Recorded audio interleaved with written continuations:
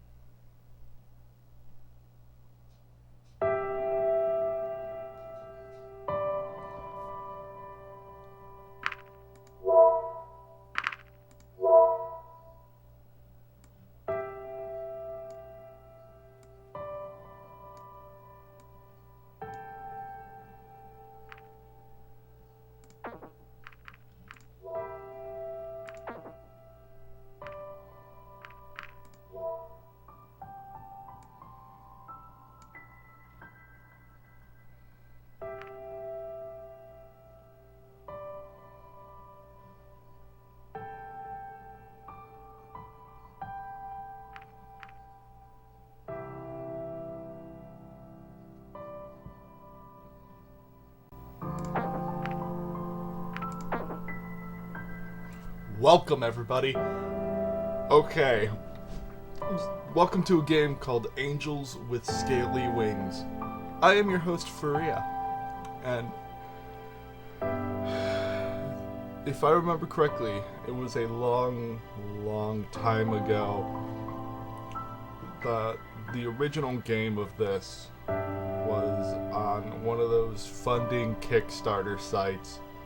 And it was back then it was just called Dragon Dating Simulator, and I believe that completely fell through. But then the guy who had originally started it up ended up bringing more dragons into it and just started making it this huge thing. And I believe it was over like 2 years.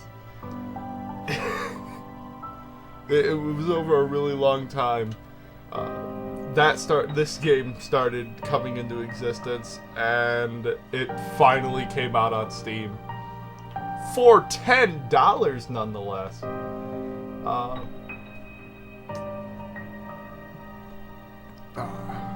It's gonna take a lot to keep me entertained in a game like this. Like, the last game I actually played that was like just a text-based thing like this, that could actually be considered a game, was Morenatsu, and that was a long time ago that I played it. So, welcome everyone to Angels with Scaly Wings. Let's get this shit on the road.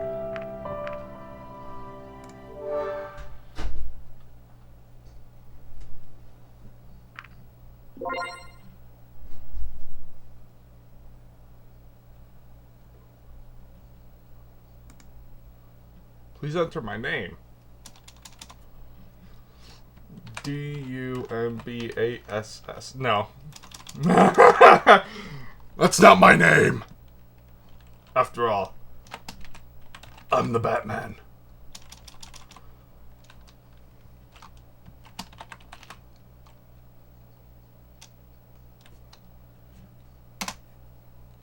Choose a color! I like green. Hell yeah, that looks right.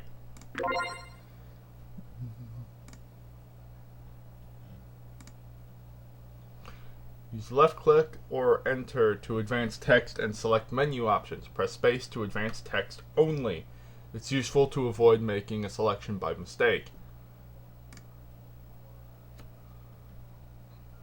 Escape or right click brings up the menu. F toggles full screen. Use the mouse wheel or page up, page down to review past messages and rewind.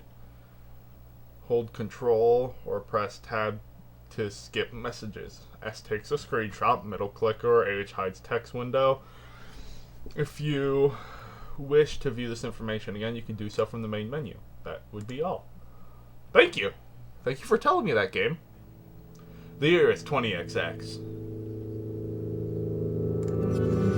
Only recently has humanity discovered a portal that leads into a different world, populated with a race of intelligent, talking dragons. I was one of the few who traveled to this world. But maybe I should start at the beginning. It all began when we discovered a strange device in the middle of nowhere during one of our expeditions. A portal.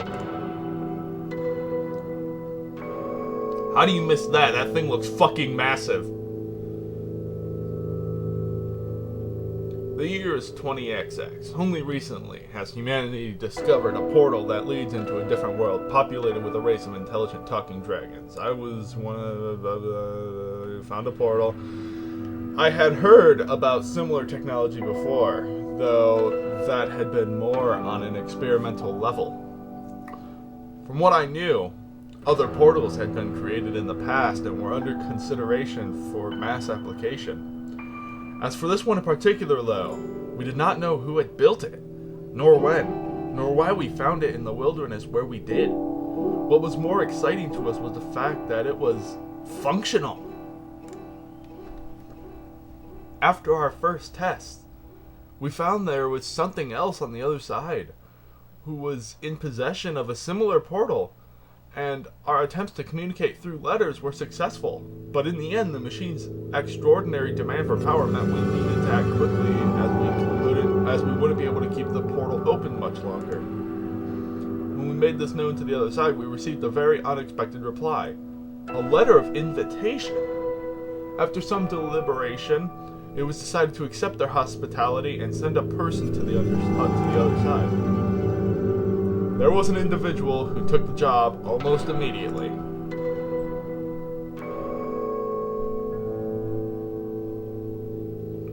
Reza Izquierdo. I knew him, or rather, had known him. We attended the same school and even had a few classes together. We never really were very close friends, but we talked to each other occasionally and hung around with the same crowd sometimes. However, we still went our separate ways in the end.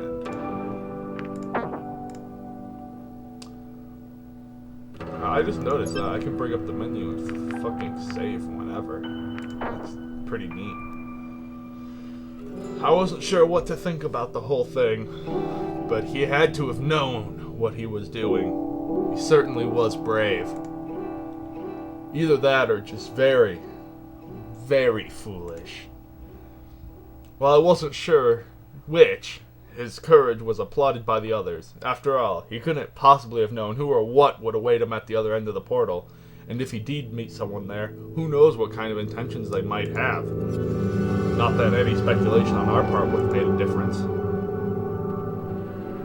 When the day finally came, through he went, with applause echoing across the area. Equipped only with clothes he wore, his multi-tool, a gun, and a device on his wrist that acted as a PDA. Then we waited. The crowd was applauding him slowly disappeared when the enthusiasm died down, as there was nothing left to do but wait and speculate. Approximately 8 hours later, we received our first message from him. While we had assumed the portal led to another different country or maybe a different continent, the reality turned out to be much more foreign. The situation he described to us was so outlandish, we initially took it as a joke. A very bad joke, maybe, with even worse timing and no punchline at all.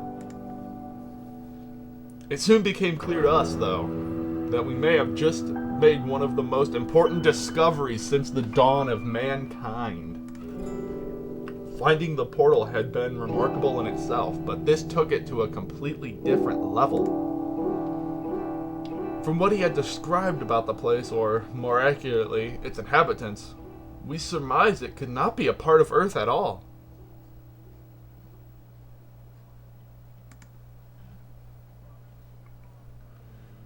We called them dragons because, according to Reza, that's what they were, or at least what they resembled most.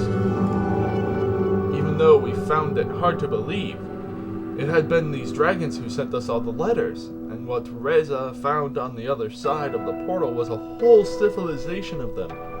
They could talk, write books, had buildings and electricity. In many ways, their society was actually very similar to our own.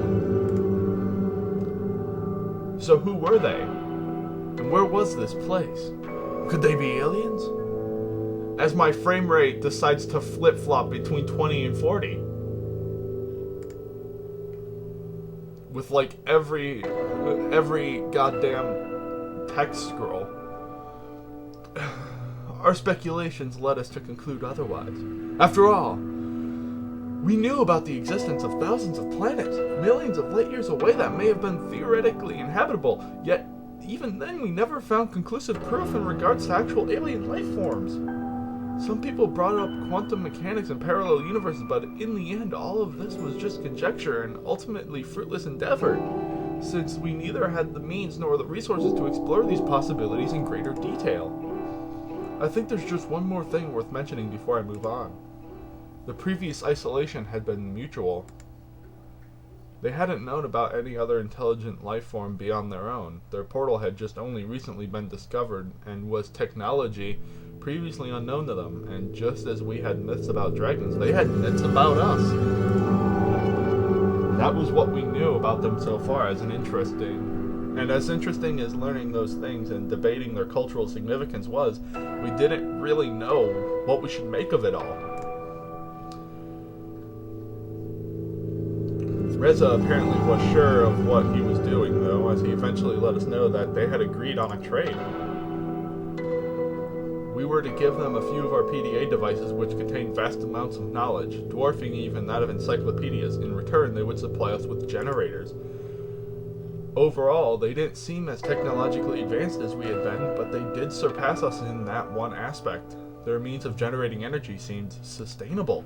Not only that, but evidently also quite efficient. We certainly would be able to put technology like that to good use, and trading mere past knowledge of the human race for something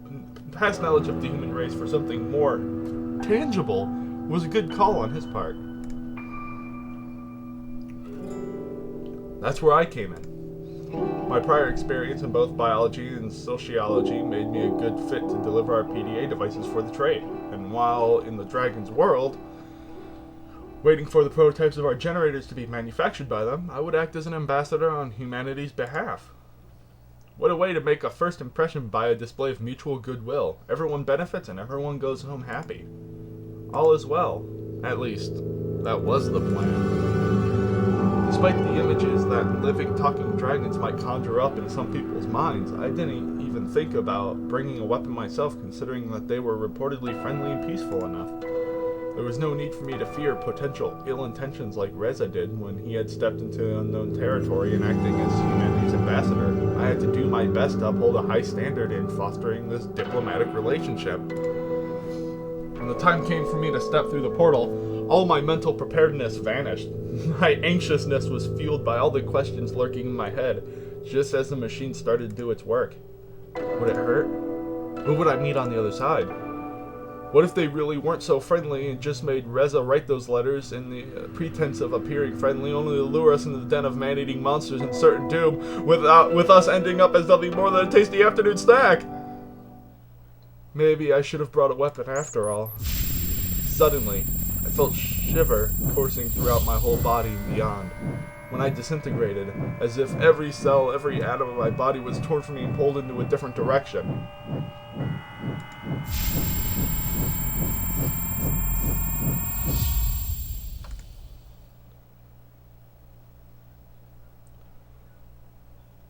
By the way, that scene transition was fucking beautiful. I saw darkness and light, painting patterns in the stars as I traveled. and images rapidly flashed before me of things unseen and unspoken, both horrifying and beautiful. It was an experience unlike any other, yet over in just a split second. Then it was dark. I could only see a patch of lighter color contrasting with its dark surroundings as my vision started to clear. Its edges got sharper as the patch of light slowly took shape, giving me the distinguished outline of a reptilian head and an array of horns sprouting from it.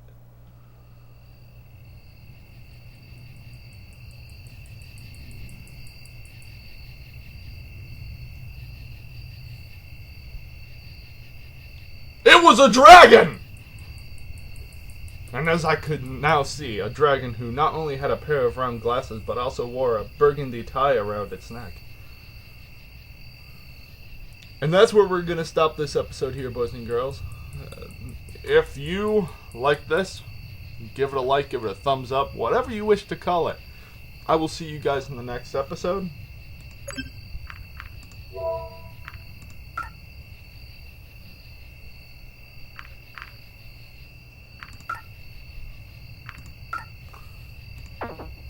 And I'll see you guys then.